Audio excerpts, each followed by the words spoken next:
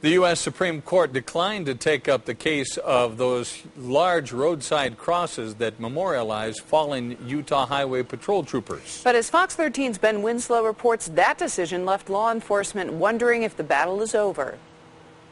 They did take that opportunity, which is just shocking to me.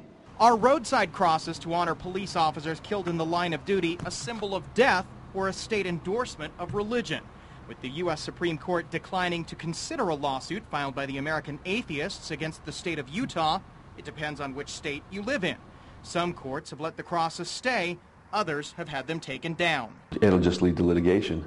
You know, that's what this guarantees, further litigation on the issue, because it's not conclusive in other states as to whether a roadside cross would be acceptable if put up by government. And they were using dead cops, unfortunately, to put these crosses up on public land. The American Atheists Association says that it is willing to work with the Highway Patrol on a fitting memorial for fallen officers.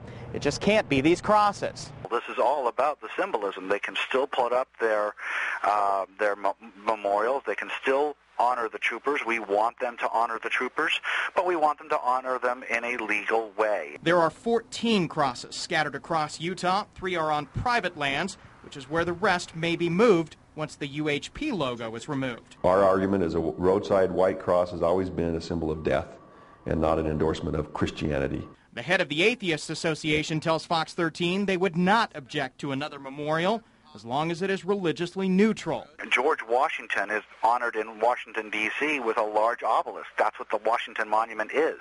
Now, an obelisk is a secular symbol for death. And if it's good enough for George Washington, I think it would be good enough for our fallen troopers. No, an obelisk?